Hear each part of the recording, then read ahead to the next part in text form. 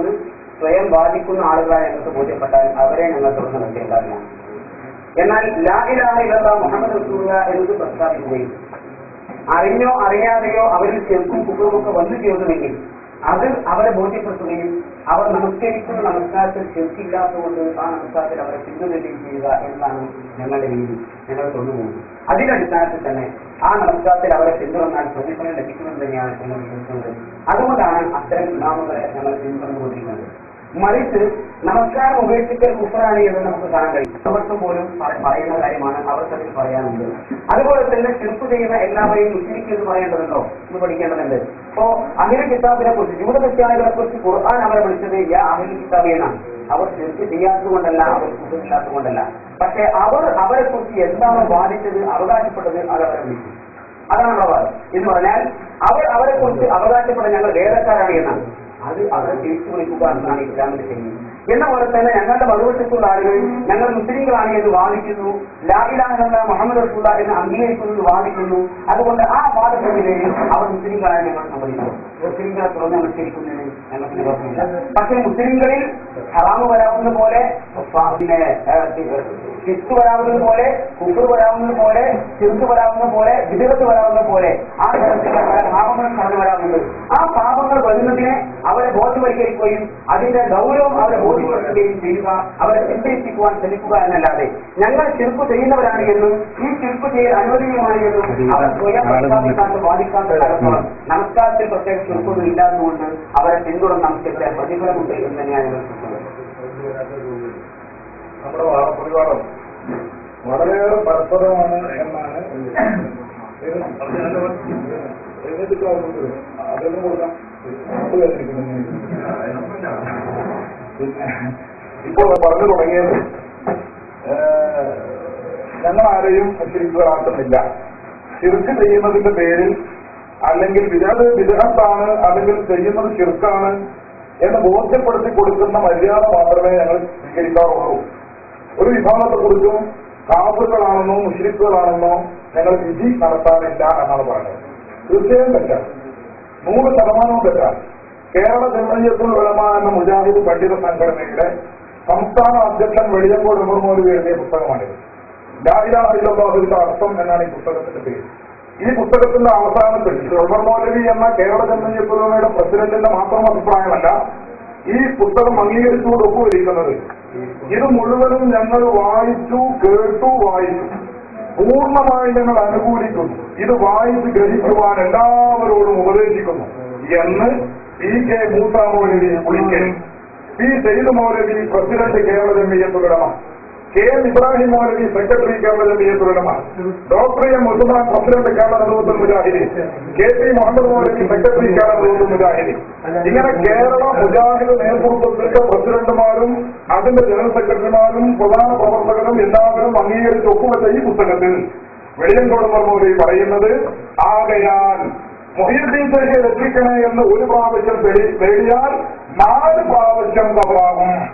യാ മുഹ്യിദ്ദീൻ അബ്ദുൽ ഖാദിർ ജീലാനി എന്ന് ഒരു തവണ വിളിച്ചാൽ അവൻ 4 വട്ടം കാഫിറാകും. അപ്പോൾ ഖുതുബിയ്യത്തിൽ 1000 തവണ വിളിക്കുന്നവൻ 4000 തവണ കാഫിറാകും എന്ന വിധിപ്രഖ്യാപനമാണ് കേരളത്തിലെ മുജാഹിദ് നേതൃത്വം നടത്തിയിരിക്കുന്നത്. മാത്രമല്ല അദ്ദേഹം വളരെ വ്യക്തമായി പറയുന്നു, ഉമർ മൗലവി തന്നെ കേരള ജംഇയ്യത്തുൽ പ്രസിഡന്റ് ഉമർ മൗലവി പറയുന്നു, മുസ്ലിയാക്കന്മാർ അബൂജഹലിനേക്കാൾ കടുത്ത മുശ്രിക്കുകളാണെന്ന കാര്യത്തിൽ യാതൊരു സംശയമല്ല. മുസ്ലിയാക്കന്മാർ അബൂജഹലിനേക്കാൾ കടുത്ത കാഫിറുകളാണ്, മുശ്രിക്കുകളാണെന്ന കാര്യത്തിൽ യാതൊരു സംശയവുമില്ല.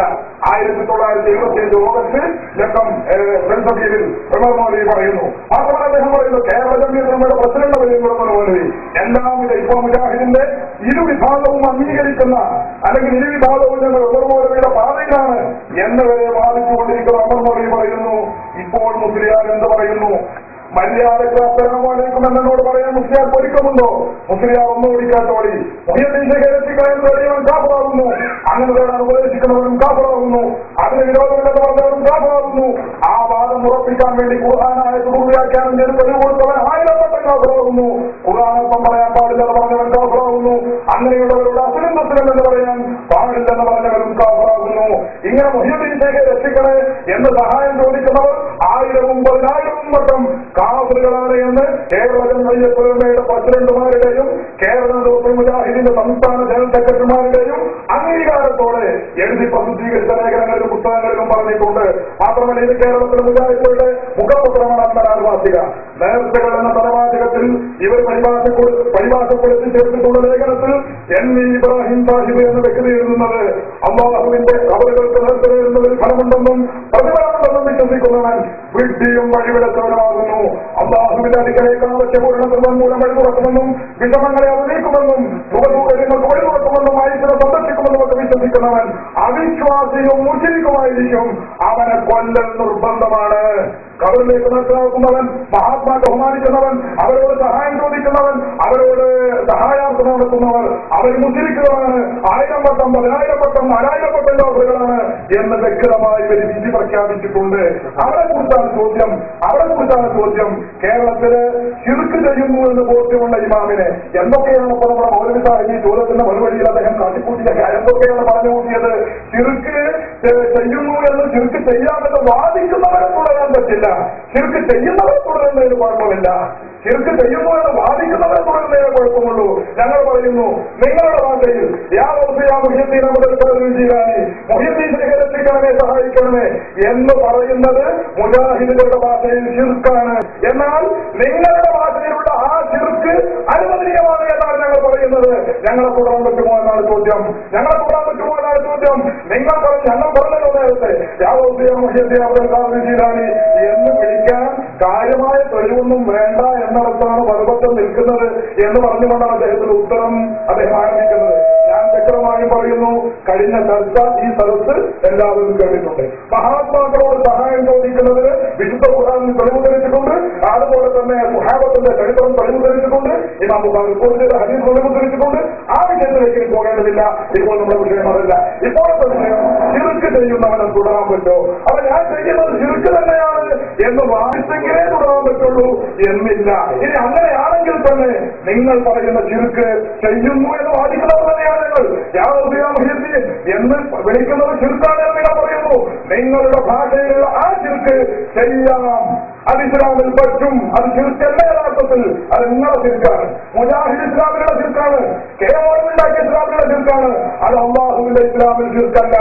അള്ളാഹുവിന്റെ റസൂലിന്റെ ഇസ്ലാമിൽ അത് ശിർക്കല്ല എന്നാണ് ഞങ്ങൾ വാദിക്കുന്നത്. അതുകൊണ്ട് ശിർക്ക് ചെയ്യുന്നവരെ തുടരാൻ, ശിർക്ക് ചെയ്യുന്നവരെന്ന് മുസ്ലിമീങ്ങളെ പറ്റി പറയുകയും 1000 വട്ടം 10,000 വട്ടം താവറാകുമെന്ന് പറയുകയും അവരെ തന്നെ തുടർന്ന് കേൾക്കും ചെയ്യും. അവർ അർത്ഥം ഭക്ഷിക്കും ചെയ്യും. ഇന്ന് നമ്മുടെ വഴിയിലുള്ള ഇമാമ്, ആ ഇമാമും മുഹിയദ്ദീൻ ചെയ്യുന്ന വിളിക്കുന്ന ആളാണ്. ആ ഇമാമ് കുത്തുബിയ്യ ചെയ്യുന്ന ആളാണ്. പക്ഷെ ആ ഇമാമിനെ തന്നെയാണ് പല മുജാഹിദുകളും തുടർന്നത്. അവൻ ശിർക്ക് ചെയ്യുന്നു ചെയ്യുന്നത് ശിർക്കാണ്, ചെയ്യുന്നവൻ മുശ്രിക്കാണ്, 1000 വട്ടം 10,000 വട്ടം കാഫിറാകും എന്ന് പറയുക, അതിന്റെ പുറമെ അവരെ ചെന്ന് തുടർന്ന് നിസ്കരിക്കുകയും ചെയ്യുക. ഈ നയമാണ് മുജാഹിദുകൾ സ്വീകരിക്കുന്നത്. 1 മിനിറ്റോ 1/2 മിനിറ്റോ കൂടി പോയിട്ടുണ്ടെങ്കിൽ അത്രയും സമയം അവർ പരിഗണിച്ചു.